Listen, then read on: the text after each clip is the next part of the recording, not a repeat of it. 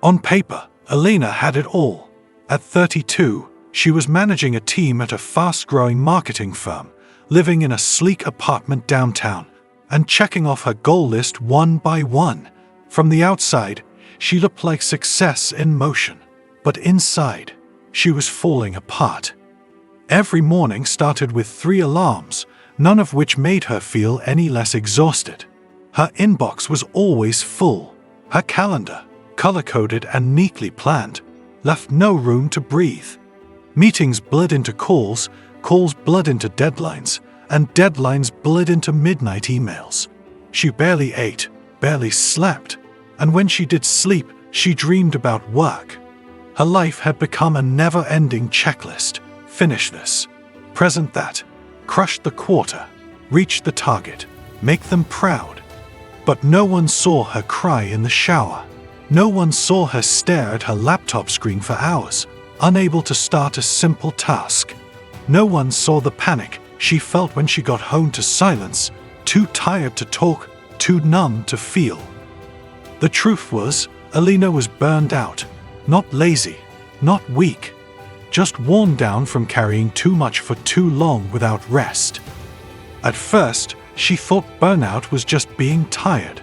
She tried coffee, vacations, even longer to-do lists, but nothing helped. Burnout is more than exhaustion. It's a deep emotional, mental, and physical shutdown. It's what happens when passion meets pressure, and there's no room to breathe. And Elena had run out of air. One evening, after working 12 hours straight, she sat in her kitchen eating cold cereal and scrolling mindlessly through her phone. She came across a video of her younger self, laughing at a beach, hair flying in the wind, eyes sparkling with hope. She stared at the screen. That girl felt like a stranger. How had she gone from full of life to full of dread? That was her breaking point. Not dramatic, not loud, just quiet sadness. A realization that something had to change. The next morning, she didn't rush out of bed. She didn't check emails. She just sat and listened to herself, really listened. And that was the beginning of her return to balance. It started small. She began asking simple questions like, why am I always so tired? What am I chasing? What matters to me right now? She started to notice her thoughts, the constant voice in her head saying, you're not doing enough. That voice had been running her life. This is where cognitive behavior thinking helped her shift. She wrote down her thoughts, the loud, negative ones that screamed she was failing, and then she challenged them.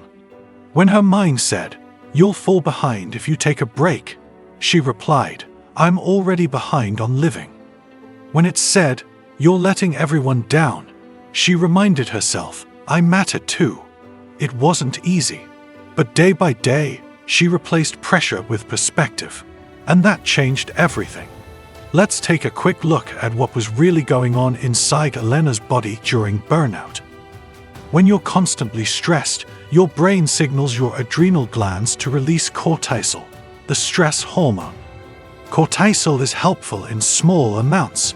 It gives you energy, helps you focus. But when it's always high, it becomes toxic. It drains your body, weakens your immune system, wrecks your sleep, wears out your mood. That's why burnout doesn't just feel emotional. It hits you physically.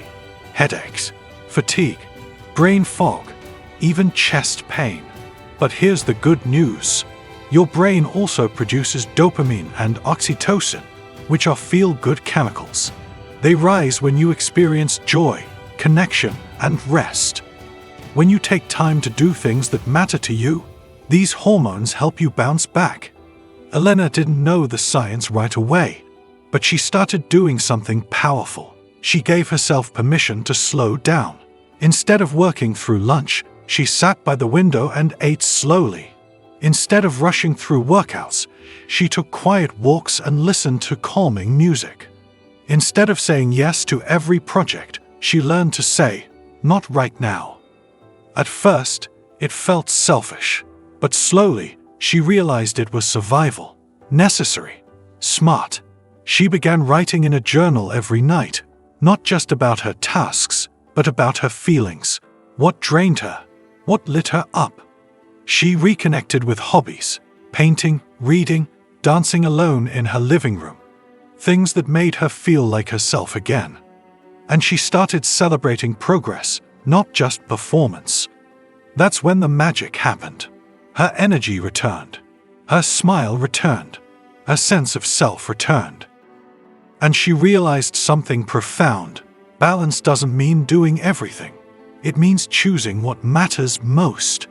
Research supports this shift. According to the World Health Organization, burnout is a result of chronic workplace stress that hasn't been successfully managed.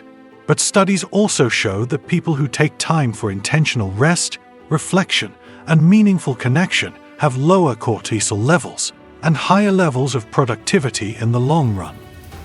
That means when you rest, you're not falling behind, you're rebuilding your strength.